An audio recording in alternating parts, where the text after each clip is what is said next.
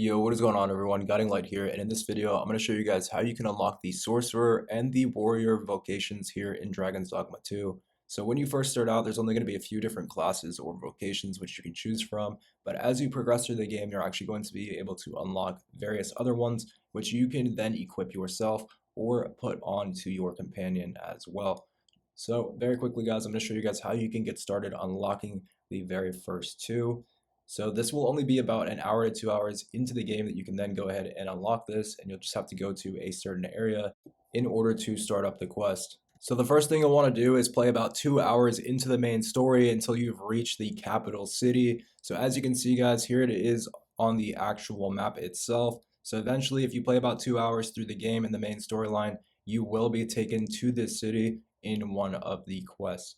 Now, once you guys get here, it's not going to tell you to automatically come to this location and start the side quest in order to unlock these two classes. So very quickly, I will show you guys where you can do this. So it is in Vernworth, as you guys can see. So you can just come over here if you'd like, if you haven't already done this.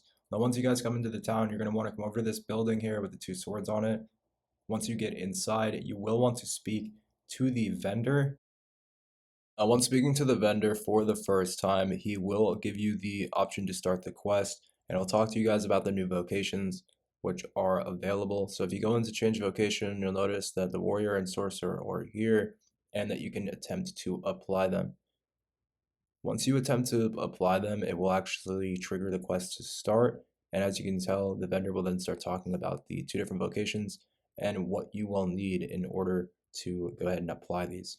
So basically, in order to apply them, you're going to have to go out and receive these two weapons from a dungeon, which is not too far from the city. So after speaking to him, you should have this quest. If we come into the quest very quickly, you should see the one about vocation frustration. And it will tell you to receive an archistaff as well as a greatsword in the quest. So you're going to want to go ahead and set this as your priority, and it will make a waypoint on the map showing you which area you need to go to. Now it is a bit far, but it's really not all that much of a ways, maybe like 3 or 4 minutes. But what I can say is that you're going to want to rest before starting this so that you have full health, full stamina, and everything.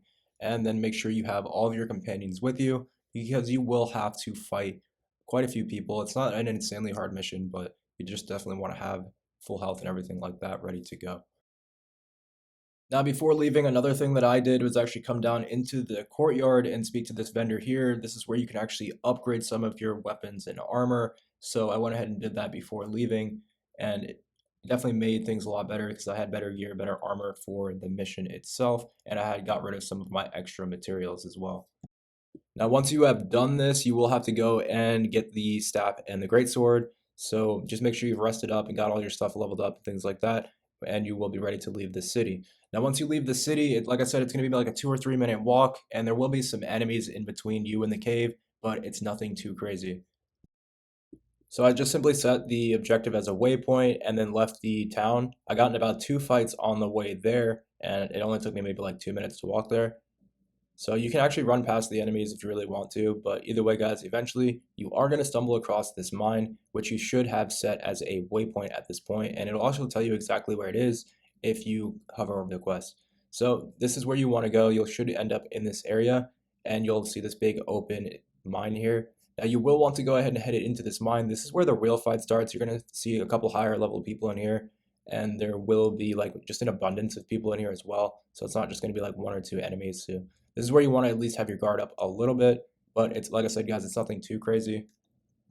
So this dungeon took me probably like 20 minutes to clear out. And remember, guys, we came here because we're looking for a sword and sort of like a wand, if you guys remember. So when you come here, you will want to work your way all the way into the back of the dungeon. There's going to be some loot and things like that, some chests to open along the way. So just make sure that you open what you can and just simply make your way to the back of the dungeon.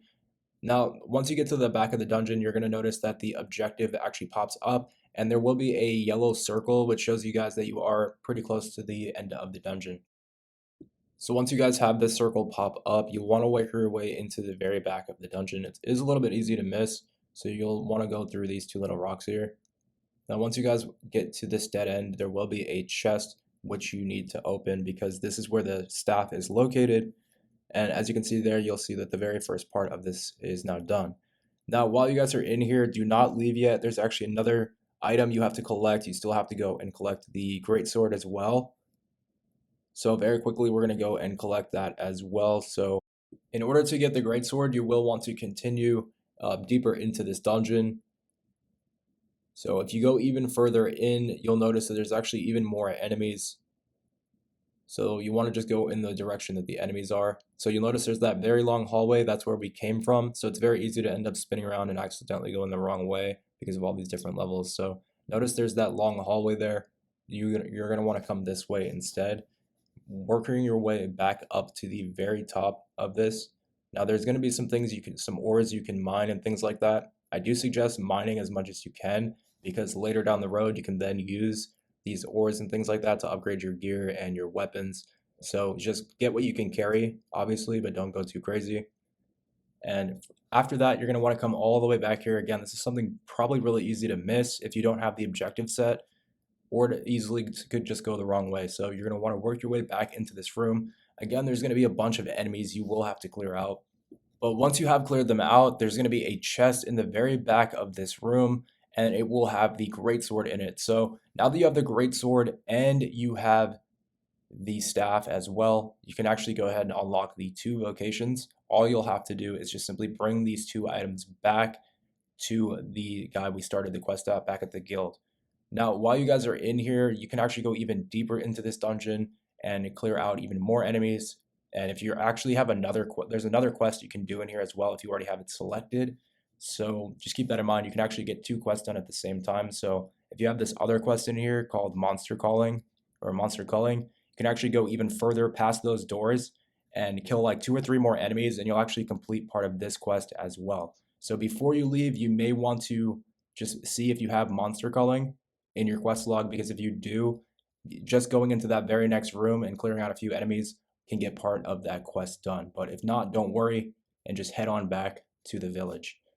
Now, once you guys are in the village, all you'll have to do is just go back to the guild and speak to the NPC, and it's going to go ahead and give you both vocations. You can switch in and out of them whenever you like, and you can also apply them to your companions as well. Now, there's actually a few more vocations you'll be able to unlock throughout the game, and I'll be sure to make guides when I find out how to do it, but that's all I've got for now. Hopefully this helps you guys out, and I will catch you in the next one.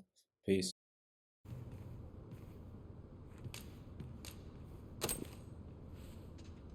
Oh, you have procured. Most excellent. You may now change your vocation to sorcerer, if it pleases you, sir.